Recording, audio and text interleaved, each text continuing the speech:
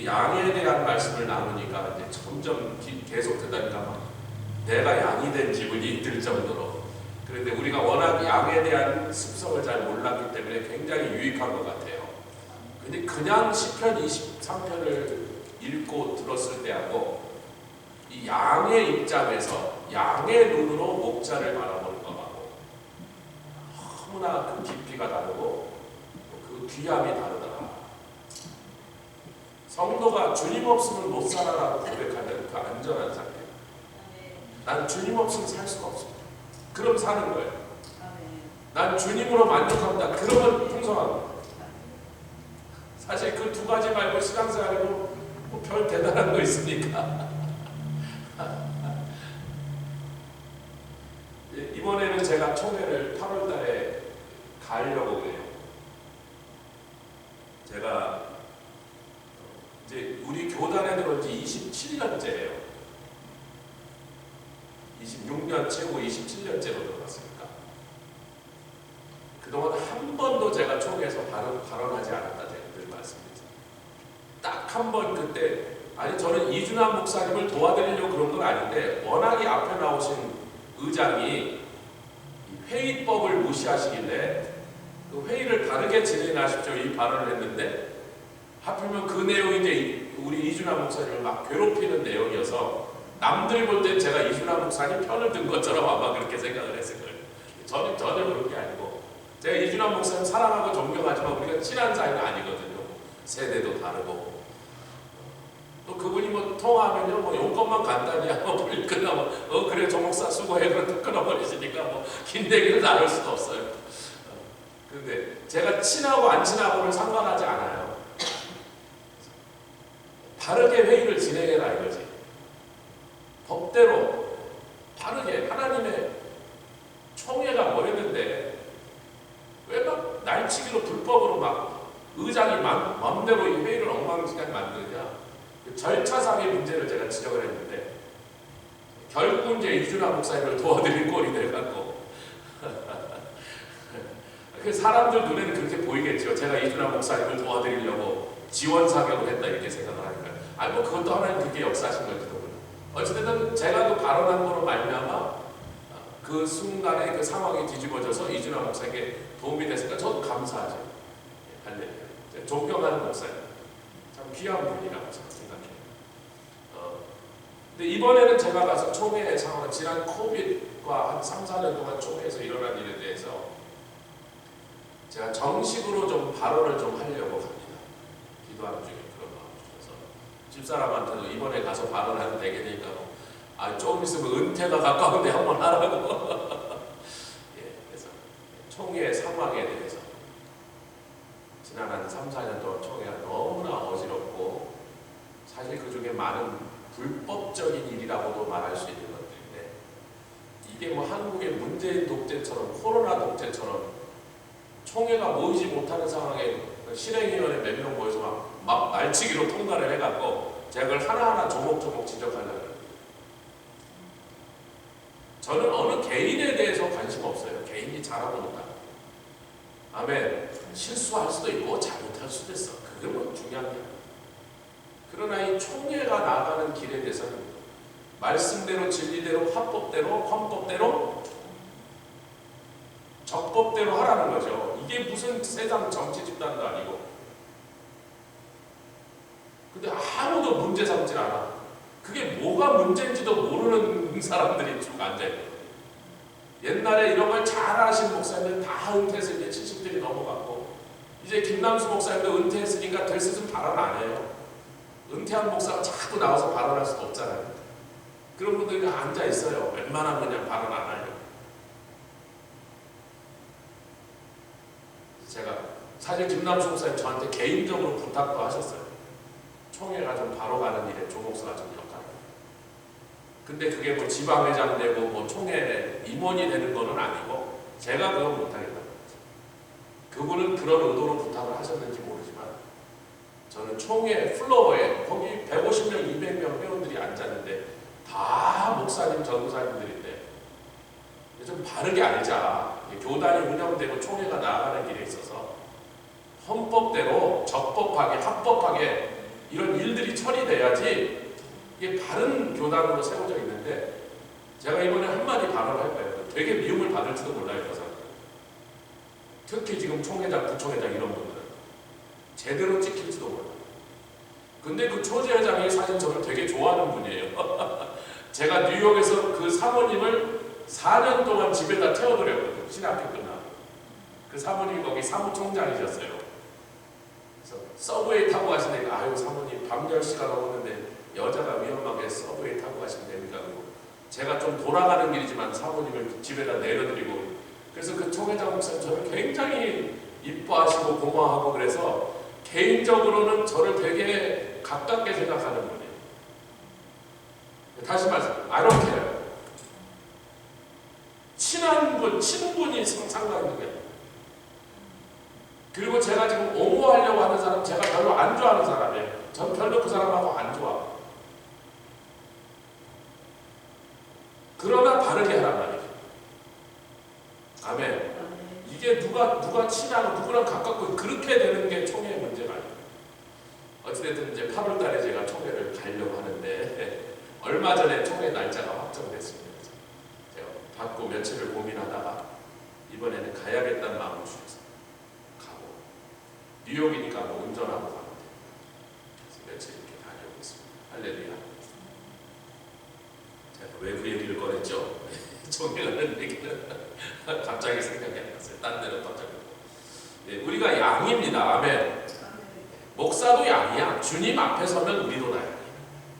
교회 안에서는 작은 목자를 맡겨서 뭐 양대를 돌본다, 목양을 한다 이런 단어를 쓰지만, 엄밀한 의미로 우리는 참 목자는 아니란 말이에요.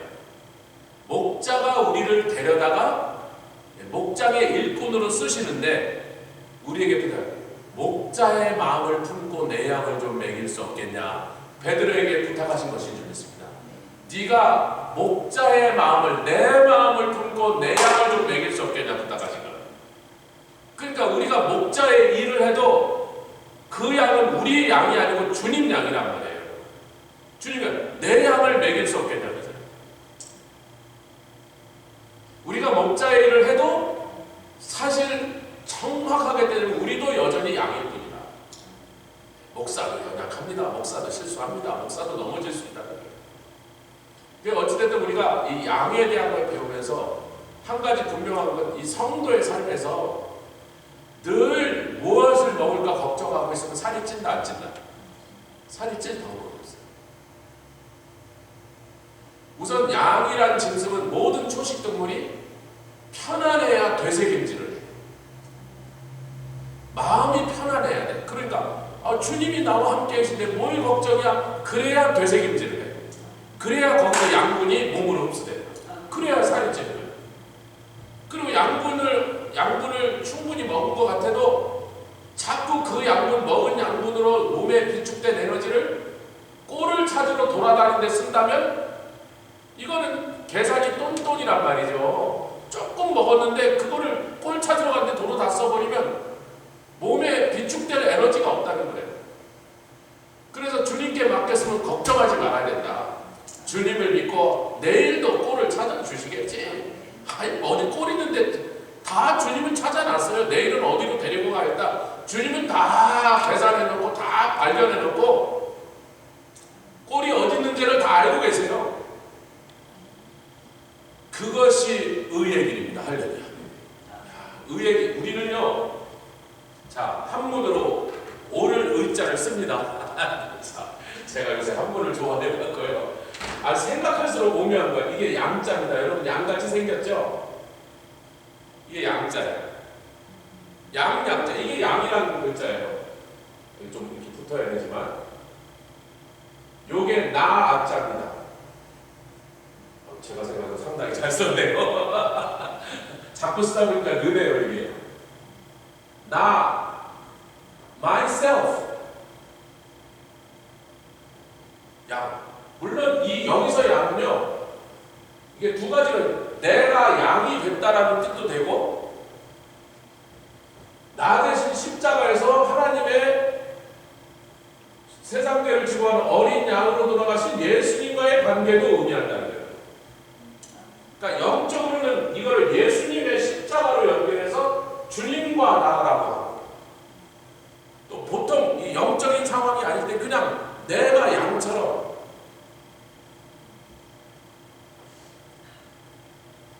이게 뭐라고요? righteousness, 옳을 의, 영어로 righteousness. 할렐루야. 아니 뭐 설명이 더 필요해요. 예수님 계신데 내가 있으면 그게 의로운 길이라. 아멘. 주님이 일로 가는데 난 절로 가면 불의한 길이에요. 그게요. 아니 한자는 뭐 옥편에 다 있으니까 뭐 영적인 의미를 우리는 자꾸 의롭다 그러면 내가 실수 안 하고 오늘도 나쁜 짓 안 하고 나쁜 소리 안 하고 누구 미워하고 자꾸 뭐 죄 안 짓고 그걸 의로운 거라고. 그것은요 의로운 게 아니라 예수님과 함께 있을 때 생겨난 결과입니다. 내가 미워하지 않아. 아니 내가 지금 주님과 있는데 다시 내가 주님과 있어서 만족하고 편안하고 만족한데 누가 좀 나 좀 씹었다고 뭐 그것 때문에 내가 끌당을 하겠어요? 난 지금 주님하고 놀고 있는데. 할렐루야. 주님이 주신 거로 만족했는데 뭐가 시기가 나고 질투가 나냐면 주님의 사랑으로 지금 그냥 가슴이 빵빵하도록 지금 뭐 공중에 붕 뜬 것 같은 그런 행복한 기분인데 아니 누가 뭐 어떻게 하는 게 뭐가 신경 쓰여요? 그러니까 그 의로운 상태에서 남을 미워하는 마음도 안 일어나고 억울하고 시기한 것도 없고 뭐 죄 짓고 싶은 생각이 안 드는 거야. 지금 주님과 함께 있으니까. 왜? 그게 옳다, 의로움입니다. 참 오묘한 글자예요. 생각해 볼수록 오묘한 글자.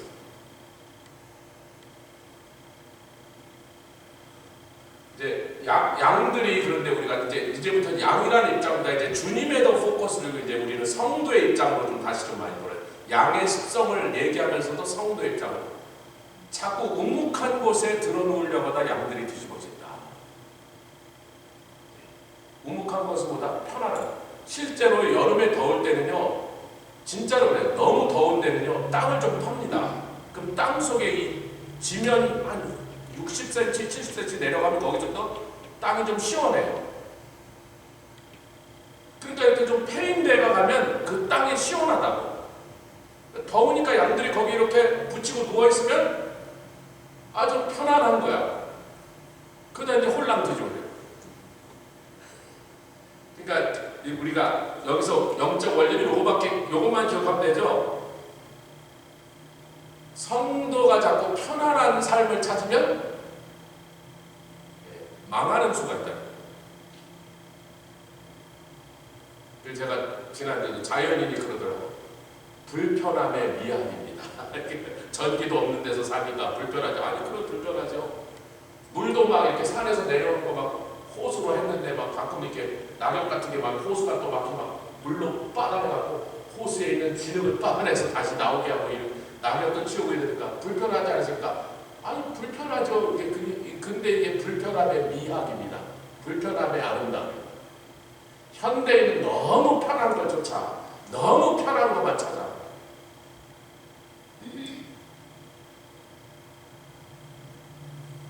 또 양들이 우묵파인데 거기 가서 이렇게 들어놓을 때 자기가 뒤집히겠다고 생각해야 아니면 잘 매니지할 거라고 생각해.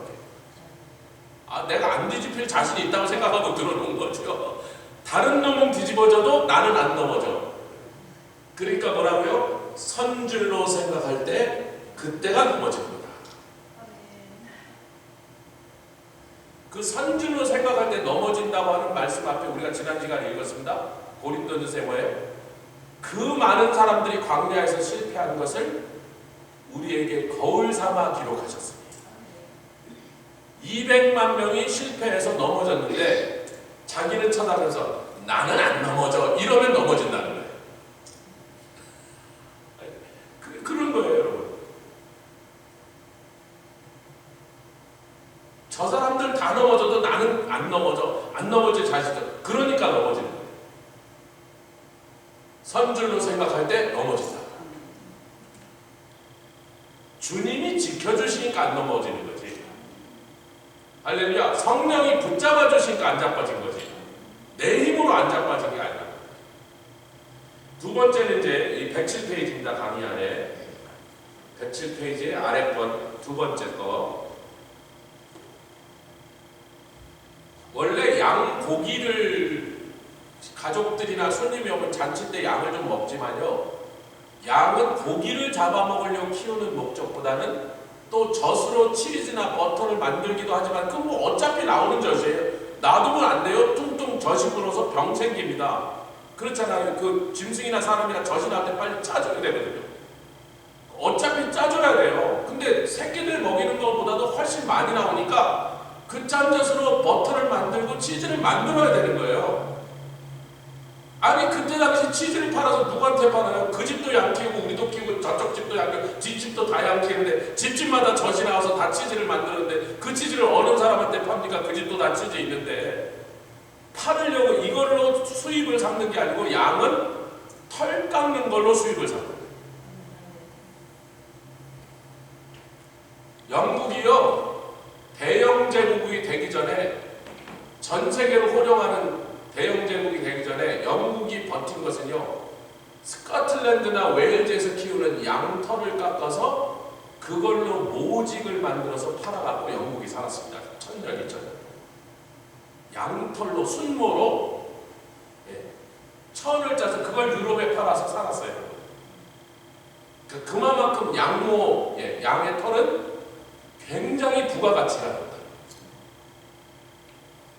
그러니까 양의 털이 막 윤기나게 막 북슬북슬 자라야 이 양주인은 돈 버는 거예요. 그걸로요. 그거 고기 몇 마리 잡아서 고기 팔아서 어디다 돈을 벌게요. 치즈로 어떻게 누가 사겠단 말이에요. 옆집도 다 있는데 집집마다 다 똑같은 치즈고 똑같은 버터 있는데 누구한테 팔아요? 팔 데가 없어요. 냉장이 됩니까? 뭐 냉동이 됩니까? 빨리 먹어 치워야 되는 거예요. 그럼 돈 못 벌어 그걸로. 양털을 깎는 날이 큰 잔칫날입니다. 그래서 우리가 거기를 사무엘상에 보니까 다윗이 나발이 양털 깎는 날, 그 큰 부자인데 양의 떼가 많은데 아마 몇백 마리 규모가 아니라 몇천 마리 혹은 몇만 마리를 키우는 사람이니까 기업이란 말이에요. 목동도 수백 명 될 거란 말이지. 양털 깎는 날은 잔칫날이다. 왜? 큰 수입을 얻는 날이니까.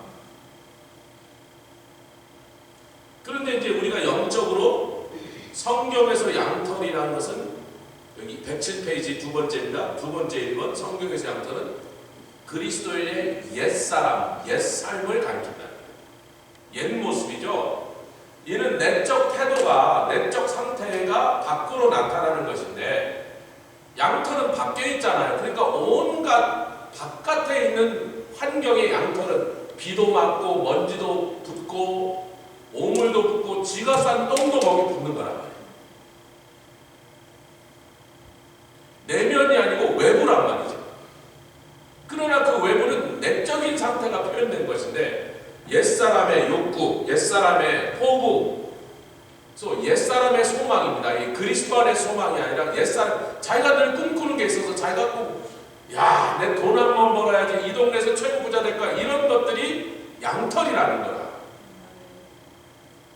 즉 육신의 일들이고 재물과 세상 생각들의 오물덩어리들이, 사랑하는 성도 여러분, 재물과 세상 욕심으로 덕지덕지는 오물덩어리가 없는 길을 지나갈 방법이 있습니까? 없습니까? 지금도 우리가 매일 걷는 세상이 그런 더러운 걸로 가득 차니 거기를 밟고 가야 되는데,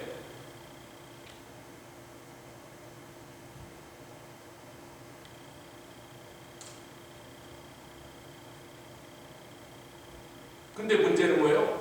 양의 털은 그거에서 조금만 스치기만 해도 그런 것들이 툭툭 달라붙어서 한참 지나면 똥도 막 말라붙어갖고 이게 털인지 똥인지 모르게 진덕진덕 붙게 이제 굳어져갖고 이제 털과 같이 아주 붙어 다니는 거예요.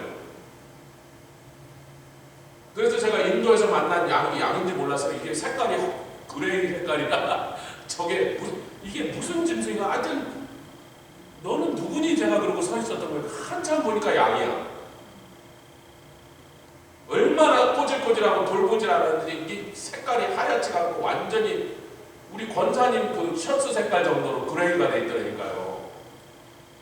아니 그건 보기 좋은 그레이인데, 아니 짐승이 그러니까 꼬재재한 것들이 한 10마리 돌아다니는데, 아니 얘네들은 무슨 짐승인가? 아무리 봐도 양같이 생겨서.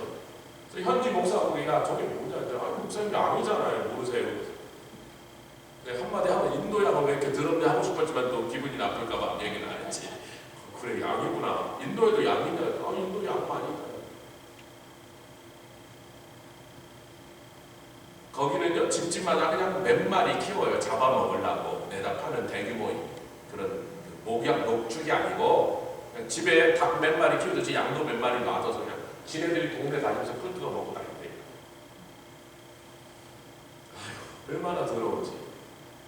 그러니까 양이란 짐승의 털은 우리 성도도 옛사람을 빨리 버리지 않으면, 아멘, 옛사람을 할례 받듯이 침례 받으면서 우리가 그리스도와 함께 죽었다 해서 새사람으로 나와서 옛사람이 완전히 끊어지고 정욕이다 못 박히고 세상에서 가졌던 그런 온갖 욕심이나 세상에서 우리가 품었던 소망 같은 걸 다 끊어내지 않으면 주님이 우리를 보실 때는 똥 덕지덕지 묻히고 다니는 더러운 양 같은 거란 말이죠.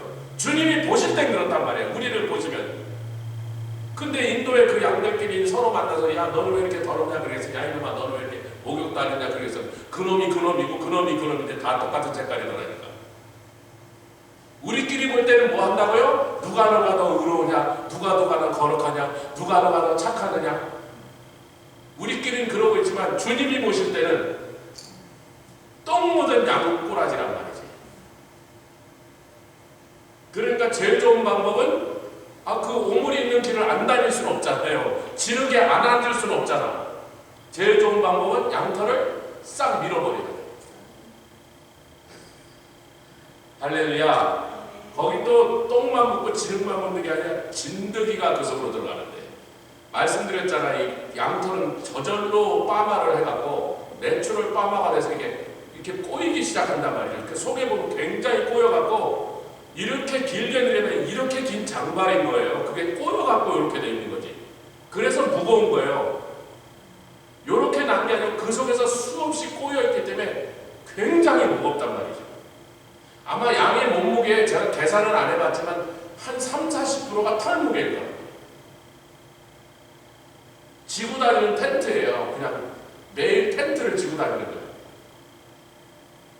거기에 뭐가 들어간다? 진드기 같은 해충들이. 그게 똑바른 강아지 털도 헤쳐갖고 진드기를 찾기가 쉽지 않은데 이 꼬불탕꼬불탕한 속에 있는 진드기를 찾기가 쉽겠냔 말이에요. 네, 그런 것들이 이제 병을 옮기고 더러운 질병들이 그것으로 옮겨서 옮겨지는 숙주가 되기 때문에 온갖 더러운 것이 달라붙는 장소가 양의 털이다. 할렐루야. 성도는 그게 뭐냐? 앞에서 얘기했죠. 옛삶을 가리킨다. 옛사람을 가리킨다. 방법은 빨리 깎아버리는 수밖에 없어요. 샤워 자주 한다고 해결되는 게 아니야. 빨리 털을 밀어내는 수밖에 없어요. 아멘. 그래서 대제사장이 지성소에 들어갈 때 대제사장이 입는 그 대제사장의 예복에 재료가 성경에 다 나와 있는데, 여러분 이스라엘 사람들이 자기 옷을 직조할 때 비단을 썼겠어요? 비단은 아직까지 그 땅에 전파되지도 않았습니다.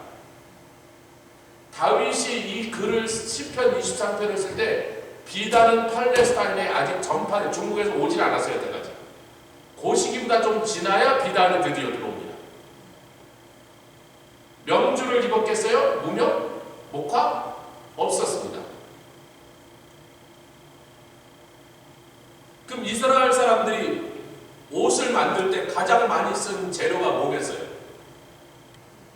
제일 흔하게 제가 말씀드린 영국이 몇천 년 동안 영국의 경제가 버틴 것은 스코틀랜드 웨일즈 지방에서 나는 양털을 가지고 직조한 천을 팔아갖고 그걸로 영국이 살림을 살았다니까. 몇천 년 동안.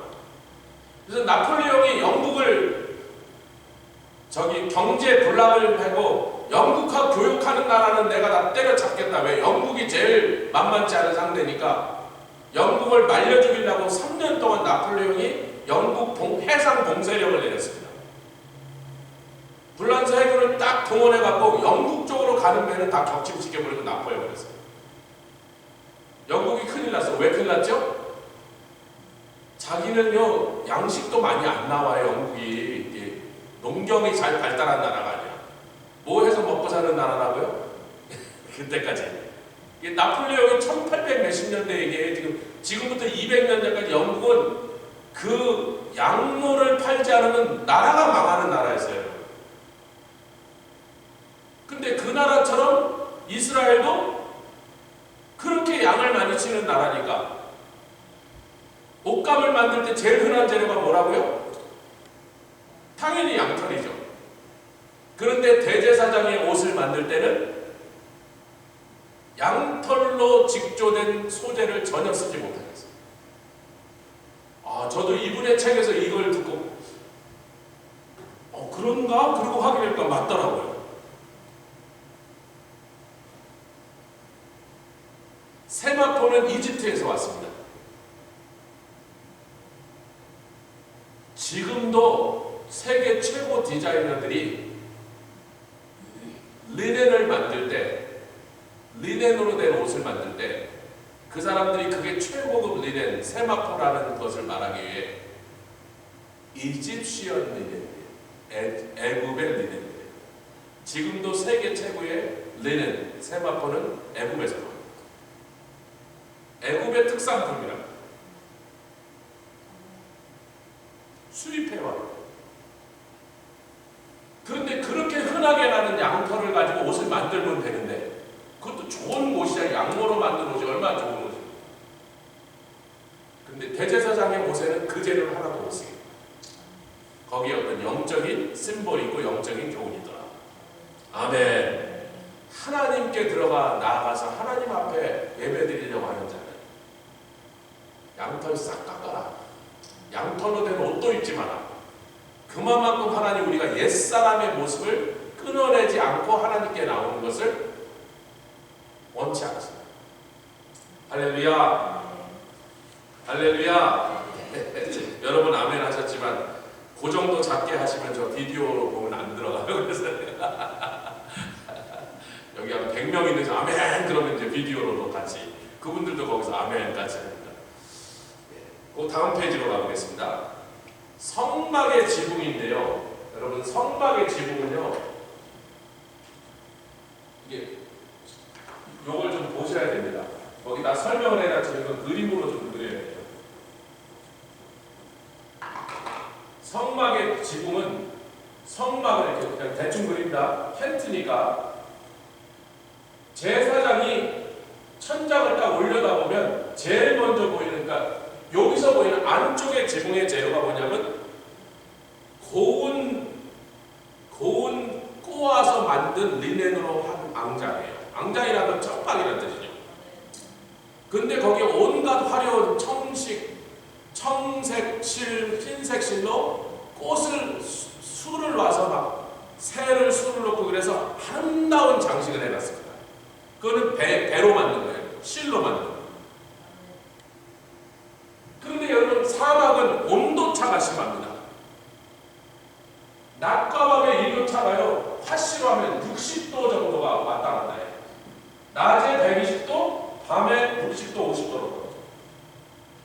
70도, 80도까지 떨어져요. 80도까지. 낮의 온도와 제일 높은 온도와 밤에 추운 온도가 80도가 왔다 갔다 합니다. 낮에는 타 죽고 밤에는 진짜 밤에 얼어 죽는다니까요.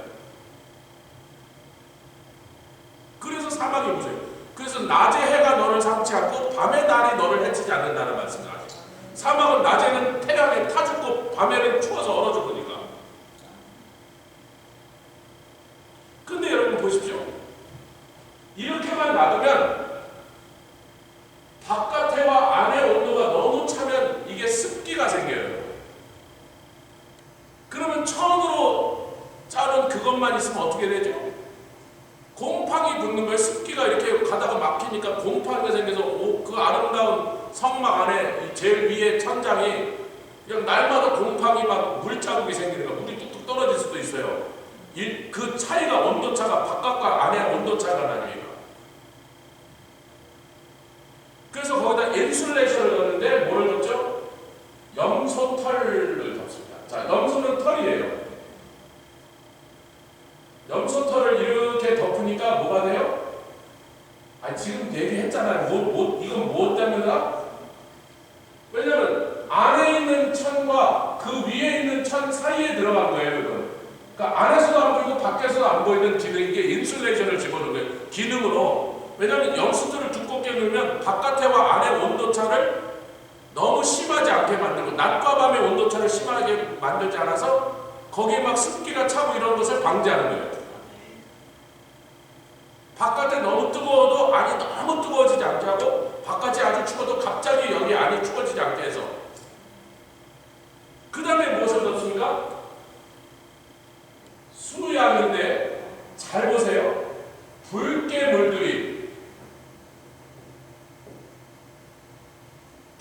물들인 거 뭐예요? 하나님이 위에서 보실 때 거기가 뚜껑이거든요.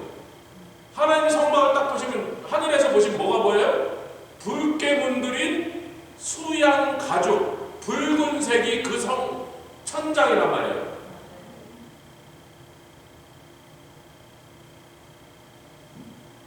그런데 수양인데 가죽이다. 가죽과 털 가죽의 차이는 뭐죠? 털 가죽 차이는 뭐예요? 여기는 염소 털이라고 했으니까 가죽 없이 염소 털만 잘라갖고 털로 인슐레이션을 넣었다고 해요. 여러분 이 차이를 아무 생각 없이 읽으면 아무것도 아니지만 엄청난 얘기들이 거기 있어요. 염소는 가죽이 아니고 털 가죽도 아니고 털만 잘라갖고 인슐레이션을 넣고 문제의 양은 수양이든 남양이든 양이잖아요. 양은 털도 아니고 털이 붙어있는 가죽도 아니고 그러니까 뭘 없애라? 털은 안 돼. 뭐만 돼? 가죽만 돼. 그런데 그 가죽에 무슨 색깔? 붉은 색깔. 왜? 하나님이 내려다보실 때 피로 덮었다고. 그런데 이 바깥에다가 해달 가죽을 하나 더 덮게 합니다. 여러분 이게 해달인지 오솔인지 하여튼 영양인지 아무도 몰라요. 어떤 성경학자도 몰라. 왜냐하면 그때 당시 그 사막에서 잡을 수 있었던 짐승이 어떤 동물이 거기서 서식했는지를 지금 발견하지 못해요. 기후가 변하고 지형이 변해서 그때 당시 거기 살던 짐승들이 거기 대부분 안 살아요. 다윗이 팔레스타인에 살 때 다윗이 뭘 쫓았다? 양떼에게 덤비는 뭘 쫓았다? 곰도 쫓고 또 뭐도 쫓았다? 다윗 시대가 조금 지나고 나서 다시는 팔레스타인 땅에 사자가 안 삽니다.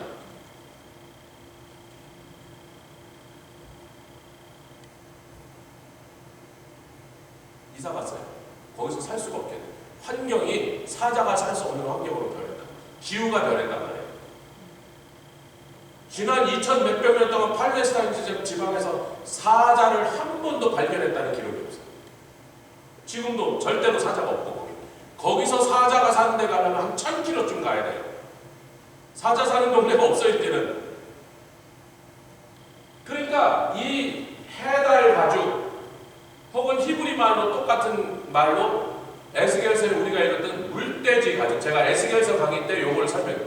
물돼지 가죽, 그게 출애굽기에는 해달 가죽이라고 한국말로 두 가지로 번역돼요. 물돼지라는 동물은 없다니까요. 전 세계 어떤 생물 도감에도 물돼지라는 짐승은 없어요. 한국 사람들이 참 희한한.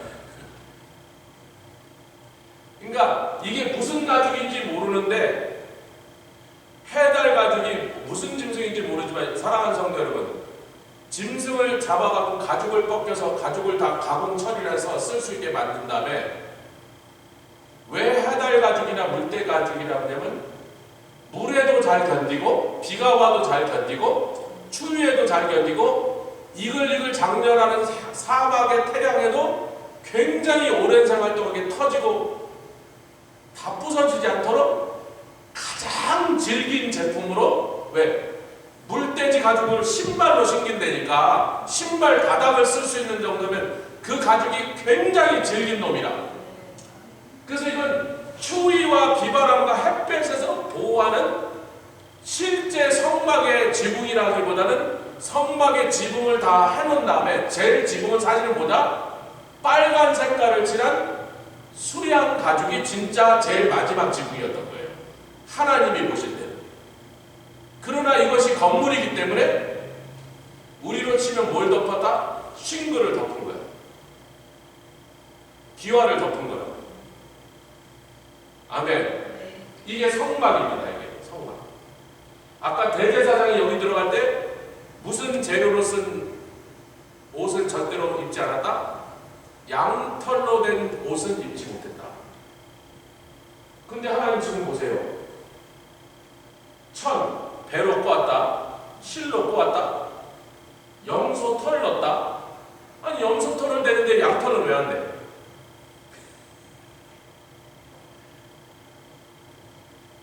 털 가죽도 아니야. 털은 다 벗겨내고 난 다음에 남은 가죽으로만. 아멘.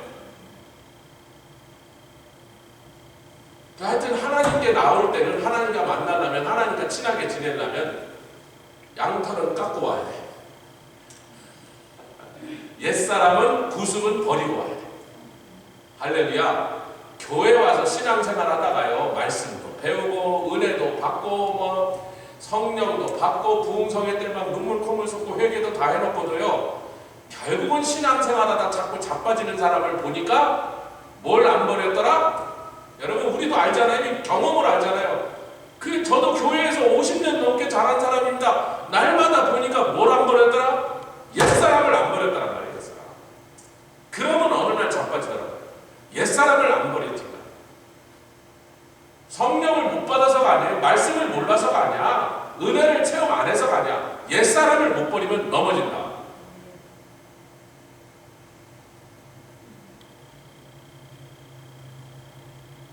그래서 신앙생활에 사실은 제일 정복해야 되는 게 나예요. 나 자신. 그래서 예수님이 나를 따라오려고 그래. 너희들 나 따라올래? 의의 길로 인도하시. 의의 길로 인도하시. 너희들 나 따라올래? 나 따라갈래? 뭐를 부인하라? 부인을 부인하래요? 자기를 부인하래? 남편을 부인하래? 자기를 부인하래?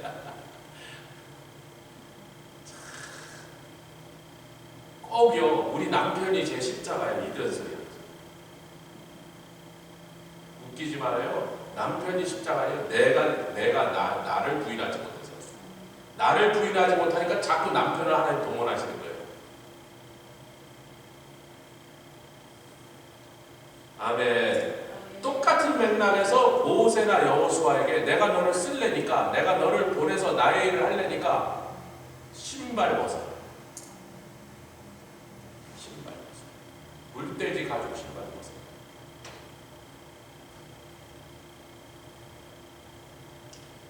필립 켈러가 이제 그분의 책에서 양털을 깎는 날 양들이 좋아한다 싫어한다? 싫어한대요. 처음에 막 난리치고 도망가려고 빠져나가고 옆에서 막 붙잡고 묶어놓고 양털을 깎는 동안에 아주 난리를 친답니다. 그러니까 막 한 몇백 마리 하려면요 아주 땀으로 목욕을 한다니까 한 마리 하는데 그렇게 간단하게 하는데 딱 이렇게 두껍게 나와요. 양털이요. 깎는 걸 한번 제가 어느 다큐멘터리 같은 데 보니까 뭐 이렇게 칼로 문지르고 나면요 양털이 이렇게 두껍게 나오는데 양들이 막 난리를 쳐요. 싫어서. 그럼 실제 그게 좋겠어요. 정상적으로 난 털을 밀고 있는데 뭔가 불안하고 불편하잖아요. 그거 한 마리 깎는데 한 20-30분 씨름해요. 여러분 막 두세 명이 달라서 막 다리도 잡고 막 이러면서 칼을 들고 하니까 요동치는 놈 잘못하면 칼로 찢잖아요. 오늘 우리 스티븐 손톱 발톱 깎는데 엄마가 몽둥이까지 야구방망이까지 들고 이러면 안 나겠다. 발을 대줘야 깎잖아. 그래서 내가 야구방망이 들고 이 사람은 됐어. 내가 쫓아가서 야 스티븐 가만 안 있어? 그 쌍둥이 손톱 발톱 깎는데도 우리 집사람이 한 30분 씨름을 해요. 꼬시고 협박하고 달래고 그 양 한 100마리 깎는다면 그날 아주 상노동하는 날이야. 그런데 이놈의 양들이 그 털을 깎을 때 그렇게 난리를 치다가 다 깎아놓으면 그렇게 좋아한대요. 우리 구습을 벗기가 그렇게 힘든 것 같고 옛사람을 끊어버린 게 그렇게 아픈 것 같아도 그걸 끊고 자기 부인한 사람들은 그 다음부터 날아갈 거고요. 아유 내가 왜 그 별것도 아닌 거래. 그렇게 평생 힘들어하고 그 별것도 아닌 걸 쫓아간다고 욕심을 부리고 그걸 못 얻었다고 막 또 막 원망을 하고 불평을 하고 낙담하고 시기하고 질투하고 아이고 그냥 확 버리고 나니까 이렇게 속이 시원합니다. 그냥 싹 내려놓으니까 이렇게 헐벌 날아갈 것 같은데 왜 그랬는지 몰라요, 목사님.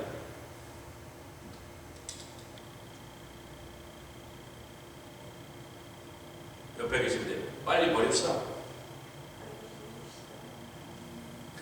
빨리 버릴수록 좋아.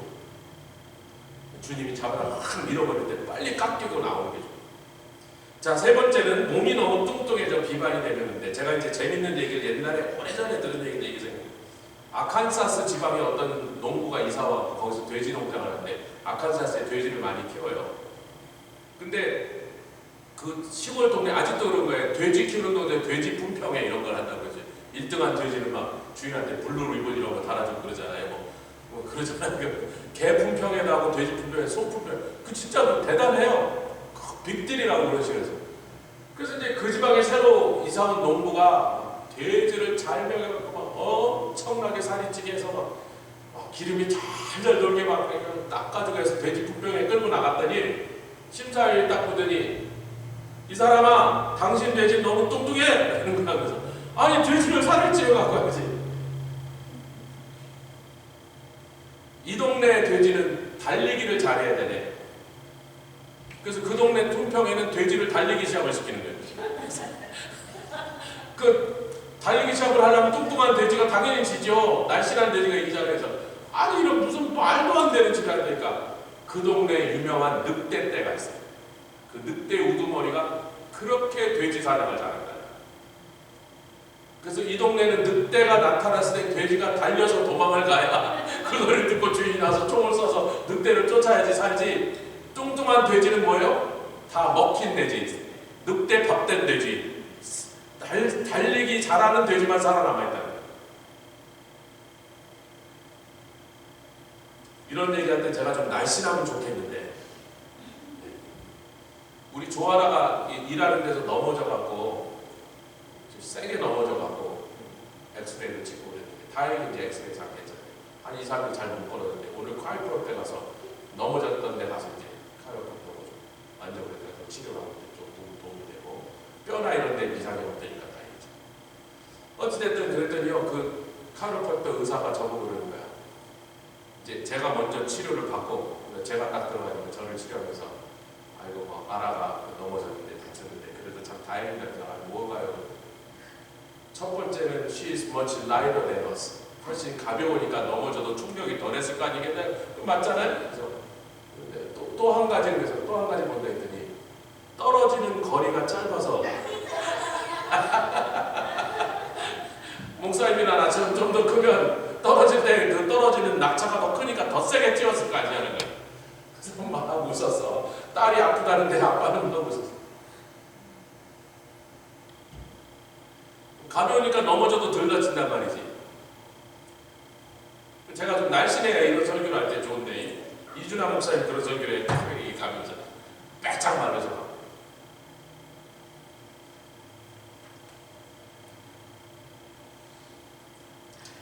영적으로 비만하면 안 되는 줄이 있습니다.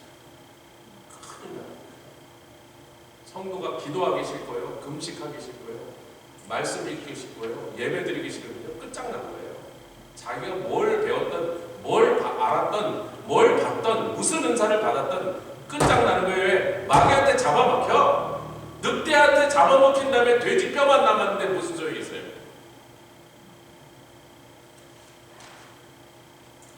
그래서 이제 우리 이제 말씀으로 돌아보면 라오디가 교회 성도들에게 나는 부자라, 부요하도다, 부족한 것이 없도다. 그랬더니 야, 이 바보 같은 놈들아, 책망하시기구나. 야, 왜 그러니? 주님이 한탄하십니다.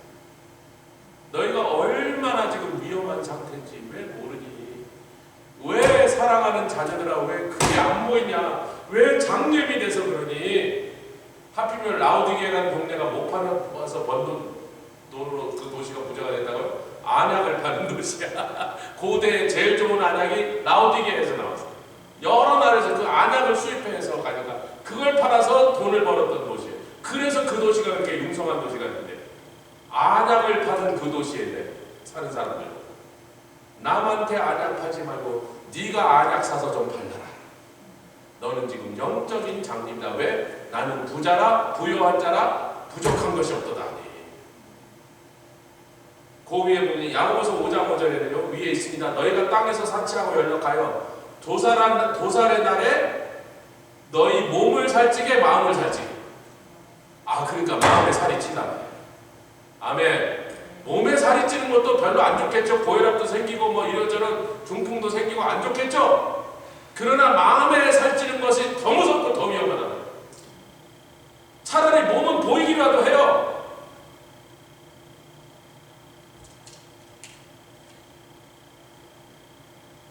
제가 어제 목회자 모임이 오래간만에 있어서 코로나 바이러스 생기고 뭐 거의 처음이니까 어느 목사님 만났는데 살이 쫙 빠지셨다 그래서 목사님 왜 살이 많이 빠졌네 그랬더니, 아유 목사님 지금 마누라가 한국 가서 한 달째 됐는데 하루에 한 끼도 먹고 안 먹을 때도 대부분 라면 끓여. 그랬더니 옆에서 또 아니 사모님 가시면서 그럼 뭐 곰탕이라도 안 끓여놨어요? 끓여놨죠. 그래서 반찬도 해놓고 왜 그거 안 드시겠대? 귀찮아서요. 곰탕 끓여놓은 것도 반찬 꺼내서 그래서 좀 몇 번 먹었는데 그 다음에 또 밥이 떨어졌대. 그래서 아니 그럼 내가 그랬죠. 밥 한 점 크게 해서 프리저에 이렇게 넣어놓지 그랬더니 해놨었죠. 그랬더니 근데 어느 날 보니까 밥이 떨어졌더래. 귀찮아서 그래서 더 안 먹었대. 네. 야. 우리 집에 오세요. 호박찌개라도 주세요. 그러니까 몸에 살이 찌면 서로 딱 보면 알잖아. 어휴 살이 좀 쪘네요. 살이 좀 빠졌네요. 사랑하는 성들, 마음에 살찐 게 보여요. 남도 안 보이고 자기도 몰라. 자기 마음에 영혼이 비대해지고 비만해져서 하나님이 도대체 그 사람한테 아무 일도 시킬 수 없는 지경이 돼서 자기 몸도 감당하지 못하게 뚱뚱해졌는데 그거를 자기는 볼 수 없다는 거예요. 라오디게의 성들. 근데 뭐라 그래요? 이 날이 도살의 날인 줄 모르냐 이 바보야. 늑대가 좋아하는 게 달리기 잘하는 가는 돼지겠어요? 달리기 못하는 뚱뚱한 돼지겠어? 그 아칸사스에 늑대가 나타났을 때 탁 보니까 어느 돼지를 쫓겠냔 말이에요. 여러분 육식동물이요 절대로 잡기 힘든 동물을 쫓아가지 않습니다. 너무 많은 에너지를 쓰면서 짐승을 잡으면요 잡아도 그게 큰 도움이 안 되는 거야. 그래서 꼭 약한 놈, 다친 놈, 어린 놈, 떼에서 떨어지고 뭔가 좀 문제가 있어서 빨리 못 뛰게 생긴 놈을 쫓아가는 거예요. 마귀가 누구를 쫓아간다고요? 영적으로 도살의 날이 됐는데 영적으로 살찐 놈 쫓아가.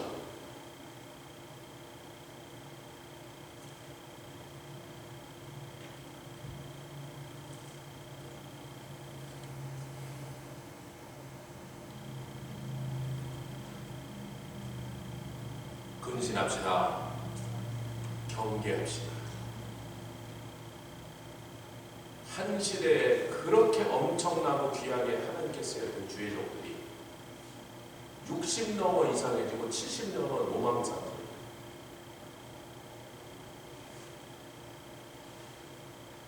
평생 주님 섬기고 30년 40년 목회했는데 그 고생을 다 하면서 하나님께 드렸다. 60 넘어서부터 이상한 소리 뭐예요? 마음에 살찐 소리. 70쯤 가면 노망난 소리. 망령된 소리를 한다고. 미친 소리를 한다고.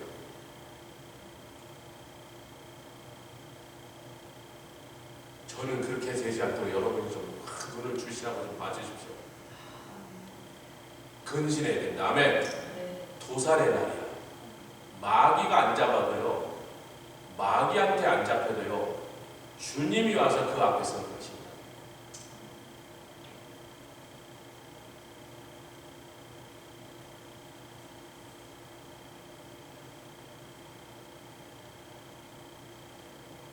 그래서 자기 이름을 위하여 주님이 의의 길로 인도하시다. 아까 말씀드린 의의 길로 인도하시는 거예요. 예수님과 함께 가요. 예수님과 함께 있으면 의로움입니다. 그래서 양이 왜 이동을 해야 되는지는 다음 시간에 이 강의 11번에 보면 10번 나머지 여러분 집에서 읽어오시면 됩니다.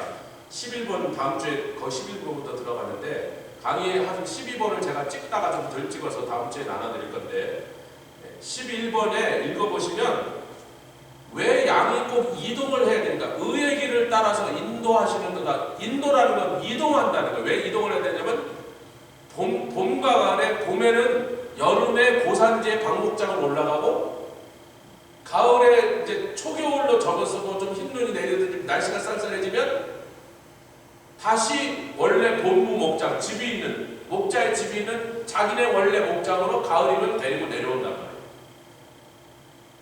반드시 양은 이동을 해야 된다.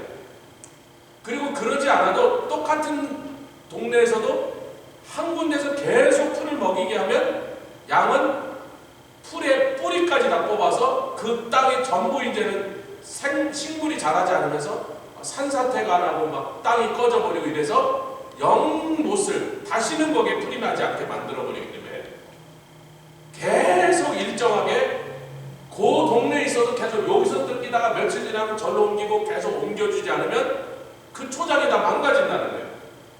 그런데 사랑하는 성도들, 양은 지금 옮기고 싶어요? 되새김질하고 편하게 듣고 싶어? 그러잖아요. 오늘 시컨 풀 뜯어먹고 자기 되새김질하면서 낮에 먹었던 거 도로 올려서 맛있게 만들어서 양분을 만들고 싶은데 목자가 갑자기 지팡이 들고 딸랑딸랑 하면서 가자!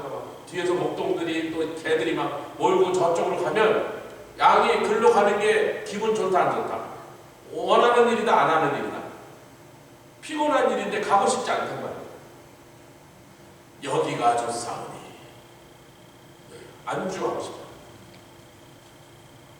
그런데 그것이 양은 어리석고 무지해서 몰라서 그게 죽는 길이고 주님을 따라가면 어디로 가는지 몰라, 왜 가는지 몰라, 저 너머에 뭐가 있는지 몰라도 주님을 따라가면 사는 길, 의로운 길. 할렐루야. 이것이 강의 한 11번입니다. 같이 기도하겠습니다. 주님 감사합니다. 이 모든 일들 가운데서 우리가 주님을 따라가는 모든 영적인 원리들이 이렇게 잘 우리에게 설명되고 있는데 알고만 끝나지 않고 버릴 걸 버리게 하시고 끊을 걸 끊게 하시고 안주하지 말게 하시고 근신하게 하시고 나태하지 말고 경계하게 하시고 주님이 가자고 하는 대로 즉시 주의 이름을 위하여